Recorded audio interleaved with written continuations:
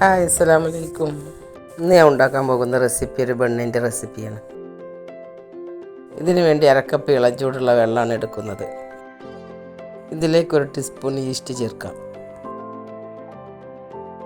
1/2 teaspoon ഉപ്പ് ചേർക്കാം. 3 teaspoon പഞ്ചസാര ചേർക്കാം.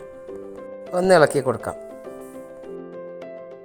ഇനി 2 കപ്പ് മൈദ ചേർത്ത് കൊടുക്കാം. ഒരു മുട്ട കലക്കിയതിൻ്റെ പകുതി ഇതിലേക്ക് ചേർത്ത് കൊടുക്കാം. ഇതെല്ലാം കൂടി അത് മിക്സ് ചെയ്യാം. 1/4 കപ്പ് ഇളം ചൂടുള്ള വെള്ളം കൂടി ഒഴിച്ചു കൊടുക്കാം. ഇനി ഇതെല്ലാം കൂടി കുഴച്ചെടുക്കാം.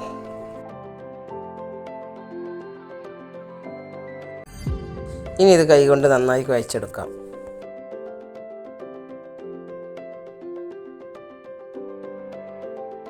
രണ്ട് ടീസ്പൂൺ ബട്ടർ ചേർത്ത് കൊടുക്കാം.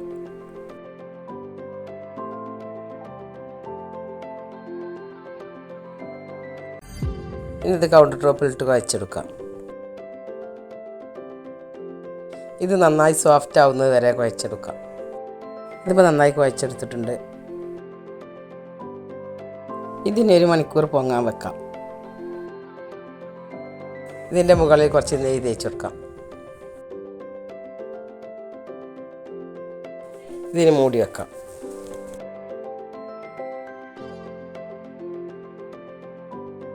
ഇതിപ്പോൾ 1 മണിക്കൂർ കഴിഞ്ഞിട്ടുണ്ട്. നന്നായി പൊങ്ങിയിട്ടുണ്ട്.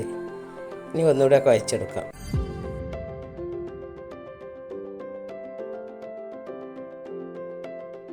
ഇനി ഇതെല്ലാം മുറിച്ച് ചെറിയ ബോളുകളാക്കിയെടുക്കാം.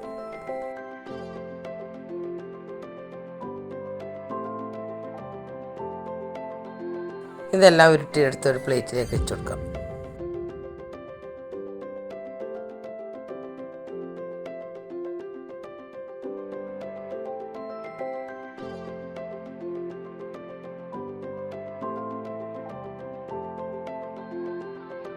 ഇതിപ്പോൾ 4 വെച്ചിട്ടാണ് ഞാൻ വേവിച്ചെടുക്കുന്നത്. ബാക്കി വെച്ച മുട്ട ഇതിൻ്റെ മുകളിൽ തേച്ച് കൊടുത്തിട്ടുണ്ട്.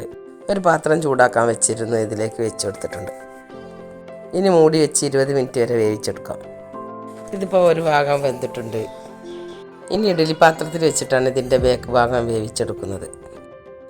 ഇപ്പോൾ അത് 2 ഭാഗം വേവിച്ചെടുത്തിട്ടുണ്ട്. നല്ല സോഫ്റ്റായിട്ട് വെന്തിട്ടുണ്ട്. അപ്പോൾ വീഡിയോ ഇഷ്ടമായി ലൈക്ക് ചെയ്യുക, ഷെയർ ചെയ്യുക, സപ്പോർട്ട് ചെയ്യുക. ആദ്യമായിട്ട് കാണുന്നവരാണെങ്കിൽ ഒന്ന് സബ്സ്ക്രൈബ് ചെയ്ത് ബെല്ലൈക്കൺ കൂടി ഒന്ന് ക്ലിക്ക് ചെയ്യുക.